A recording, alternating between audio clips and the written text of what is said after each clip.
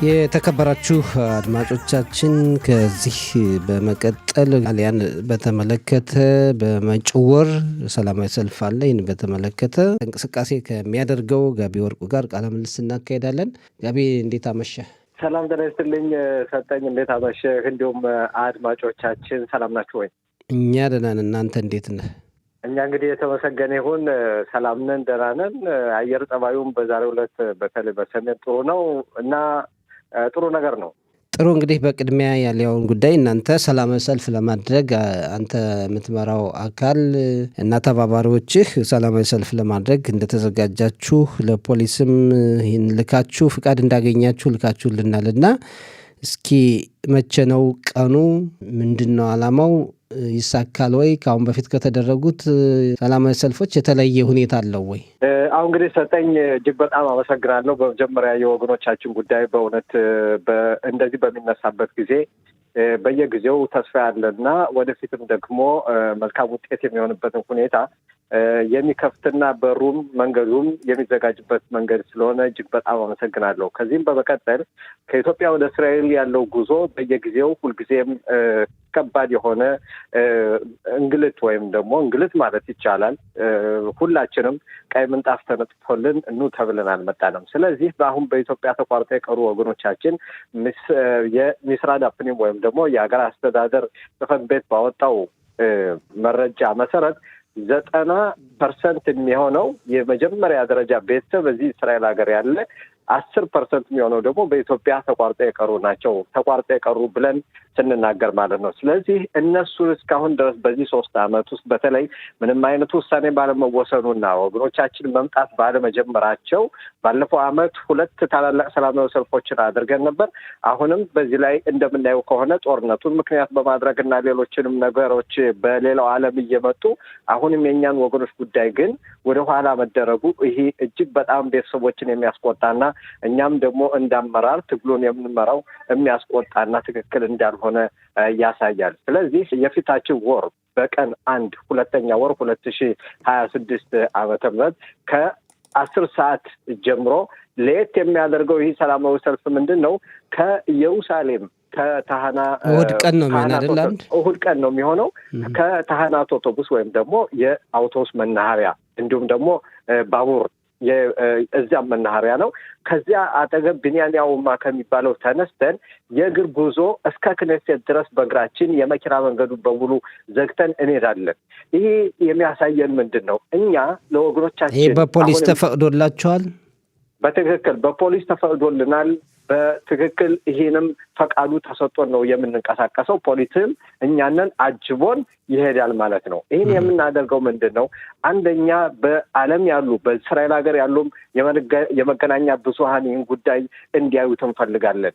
የእኛ ቤተሰቦች አሁንም ተቋርጦ የቀሩ ቤተሰቦቻችን እዚህ ያለው እየተላቀሰ ከዚህ ያለው ደግሞ ምን ደረሰበት እየባለ ተጠልፎ አደሩ ወይስ ምን ዕዳ ይመጣብን ተብሎ እዚህ ያለው ቤተሰብ እጅግ በጣም በከፍተኛ ደረጃ ጭንቀት ውስጥ ነው ያለ። ስለዚህ በዚህ ቀን ሁላችንም 10 ሰዓት ቅድም እንዳልኩትኝ በ10 ሰዓት ጀምረን ከረፋዱ ማለት ነው እዚያ በኋላ ወደ ክኔሴቱ ጉዞ እንቀጥላለን።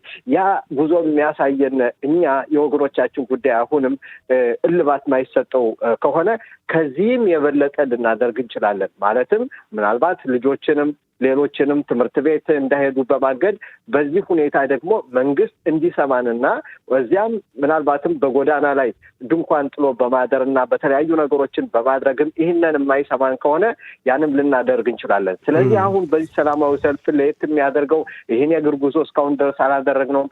አሁን ግን ማድረግ አለብን። ያ ከሆነ ነው እንግዲህ ተደማጭነት የሚኖረን። በርካታ ሚኒስትሮችም ምናልባት ይህንን እንደግፋለን ብለውኛል። የክኔሴት አባላትም እንደግፋለን ብለውኛል። ለእነሱም መልእክቱን አስተላልፈንላቸዋል። እንዲሁም ለመገናኛ ብዙኃንም አስተላልፈናል። መንግስትም ይህን ማወቅ አለበት። ምክንያቱም አሁን ያለንበት ደረጃ እጅግ በጣም አስቸጋሪ ነው። ከዚህ በፊት የነበረው ምንድን ነው? ምን በልተው አደሩ፣ ምን ጠጥተው አደሩ የሚል ስጋት ነው ከዚህ ያለው ቤተሰብ እስራኤል ሀገር ያለው ቤተሰብ ስጋት የነበረው። አሁን ግን በጤናቸው አደሩ ወይ፣ ምን ደረሰባቸው፣ ማንስ ተጠልፎ ይህን ያህል ሚሊዮን ይጠየቅ ይሆን የሚለው ሁኔታ ነው ያለ። ስለዚህ አሁን ምንም ለዚህ ጊዜ ሳንሰጥ በዚህ ቀን ሁላችንም በኢትዮጵያ ያለን እዚህ በእስራኤል ሀገር የምንገኝ 170,000 በላይ የምንሆን አለን። ይህ ደግሞ ቤተሰብ ቀረበት አልቀረበት፣ ራባናት፣ ቀሳውስት፣ የክነሴት አባላት ወይም እንዲሁ ተራው ማህበረሰብ በአጠቃላይ ነጩም ጥቁሩም ሁሉም በዚህ ቀን መውጣትና ይህንን ሮሮ ይህንን ጩኸት ለዓለም ለእስራኤል መንግስት ማሰማት አለብን። ያ ከሆነ ነው እንግዲህ የኛ ምናልባት አንደኛ ክብራችንን መመለስ አለበት። ለምን እስከ ዛሬ ድረስ ቤተሰብ እንደዚህ ተቆራርጦ ተነጣጥሎ እንዴት ሊኖር ይችላል? ስለዚህ አሁንም ወገናችን አንዳንድ ወንድሞቻችን ያልተረዱም ካሉ ይህን ተረድተው ለዚህ ሰላማዊ ሰልፍ ሁላችንም መቆም ያስፈልገናል። አንዳንድ ቦታ እንደምንሰማው ከሆነ ለሰላማዊ ሰልፍ አትውጡ ብለው የሚገረግሩ ሰዎች አሉ። ስህተት ነው፣ እጅግ በጣም ስህተት ነው።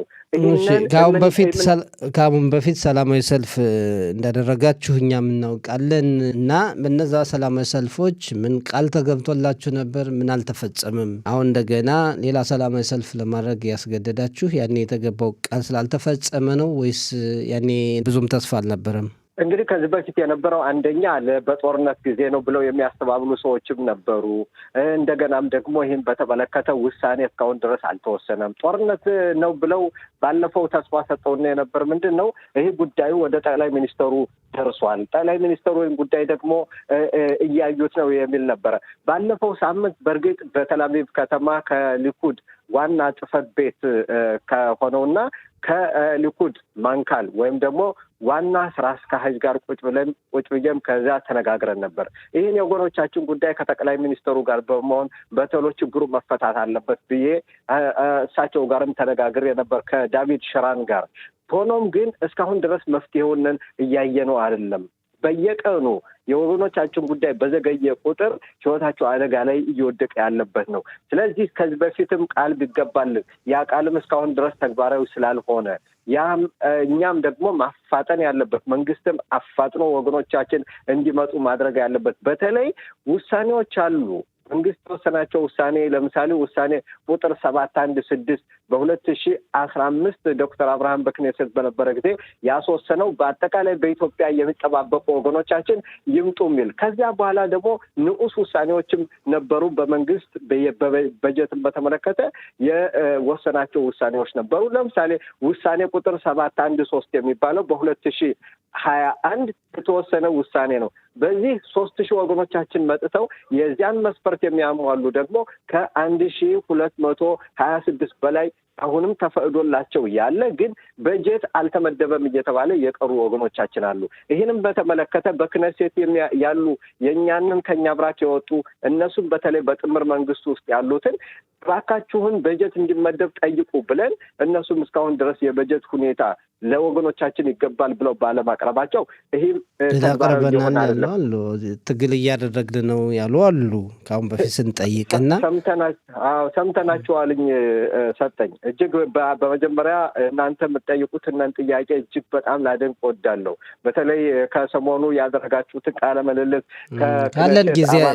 ካለን ጊዜ አንጻር ወደዚህኛው እናንተ ወደ ሰላማዊ ሰልፍ የምታደርጉትን እንምጣና አሁን ኢትዮጵያ ያሉ በአዲስ አበባም በጎንደርም በትግራይ ቁጥራቸው ስንት ናቸው ብላችሁ ነው እናንተ የምትጠይቁት ወይስ በመዝገቡ መሰረት ይምጡ ነው ወይ የተለየ ነገር አለ? ጥያቄያችሁ እስካሁን ከነበረው ሁኔታ እኛ እስከ ዛሬ ድረስ ሰጠኝ አንድም ቀን ቁጥር ይህን ያህል ነው ያለና ይሄን አምጡልን ብለን ጠይቀን አናውቅም። እኛ የምንለው በኢትዮጵያ ወገኖቻችን አሁንም እኛ ቤተ እስራኤላውያን ነን፣ ቤተሰቦቻችን እናት፣ አባት፣ እህት፣ ወንድም ክዶኛ ተቋርጠን ቀርተናል ብለው ለምሳሌ በአዲስ አበባና በጎንደር የሚጠባበቁና በሚስራዳፕኒም የተመሰገቡ ወይም በሀገር አስተዳደር ጽሕፈት ቤት እዚህ ያለው ቤተሰብ ያምጡልኝ ጥያቄ ያቀረበውን ያን በምናይበት ጊዜ ወደ 14,000 የሚሆኑ አሉ በጎንደርና በአዲስ አበባ። እንደገና ደግሞ ያንን ቁጥር በእኛ በእጃችን የሌለ ከ5,700 በላይ የሚሆኑ ደግሞ በትግራይ አካባቢ አሉ ይባላል።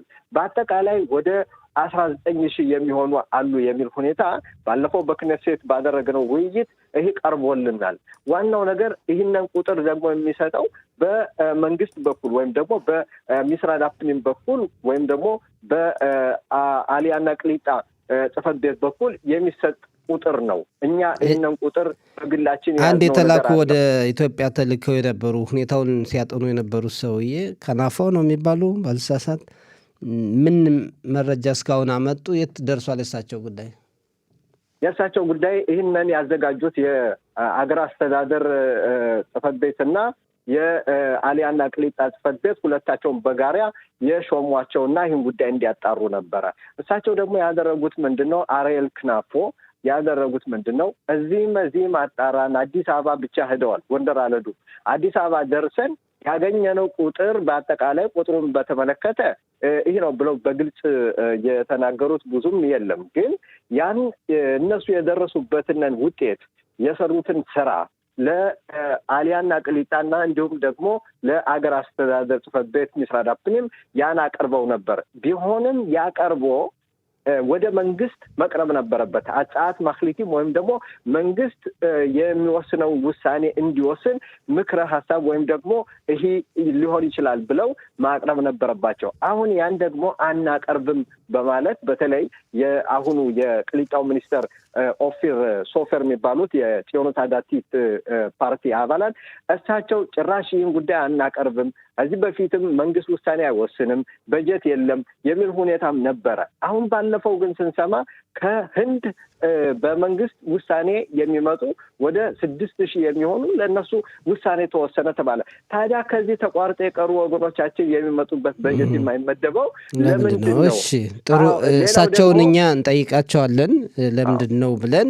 ሌላ እንግዲህ በአንድ በሚደረገው እሁድ ቀን ነው የሚወጣ። እንግዲህ በዛ ለህብረተሰቡ መጨረሻ የምታስተላልፈው መልእክት፣ ሰላማዊ ሰልፉ የሰዓቱን ጊዜ ከ10 ሰዓት ብላል እስከ መጨረሻው እስከ ስንት ሰዓት ነው የሚደረግ? ህብረተሰቡ ምን ይጠበቃል? ባጭሩ ካለን ጊዜ አንጻር እንግዲህ ከዚህ ላይ አንድ መረጃ መስጠት የምፈልገው ምንድን ነው፣ እስካሁን ድረስ 4 የጊዜያዊ መጠለያ ወይም መርካት ክሊታዎች ተዘግተዋል። ያ ማለት ምንድን ነው? አሊያ የለም ይዘጋ እየተባለ በዚህ መልኩ መጨረሻ ላይ ከኢትዮጵያ ያለውን ጉዞ ለማክተብ የሚደረግ ስራ ነው እናውቃለን። አሁን ሌላው ደግሞ እኔ የምለው ምንድን ነው፣ በአጠቃላይ ለወገናችን በእስራኤል የምንገኝ ማንኛውም ማህበረሰብ በየትኛውም የእድሜ ክልል ያለን በዚህ ቀን የነፍስ አድን ሰላማዊ ሰልፍ ነው። እኛ የቅንጦት ሰላማዊ ሰልፍ አይደለም። ስለዚህ በዚህ ሰላማዊ ሰልፍ ሁላችንም ቤተሰብ የቀረብን ቤተሰብ ያልቀረብን ሰብአዊነትም ነው። ለብዙ በሌላ ቦታ ለተከፋ ለተገፋ ለዓለም ማህበረሰብ የምንራራ አይሁዶች ነን። እኛ የምንራራ እንደውም የትኛውም መሬት መንቀጥቀጥ ሲሆንም ከየትም ቦታ ሄደን ምንደርስ ነን። ይህ ደግሞ ወገኖቻችን ሲሞቱ ዝም ብለን እንዳናይ በዚህ ቀን ሁሉም ሰው በመውጣት ይህንን ትግል ሊቀላቀልና ወገኖቻችን በቶሎ እንዲመጡ ግፊት እንድናደርግ ስንል ጥሪ እናስተላልፋለን። ጥሩ ጋቢ፣ በጣም ነው የምናመሰግን። የድርጅታችሁን ስም በጨረሻ ጥቀስልኝ። የሀገር አቀፍ የትግል ኮሚቴ እና ኳህ ላሊያ ድርጅት የዚያ ሊቀመንበር ደግሞ እኔ ነኝ። በአጠቃላይ የኔ ባልደረቦች ከፍተኛው ስራ እየሰሩ ነው። እናመሰግናለን። አሁን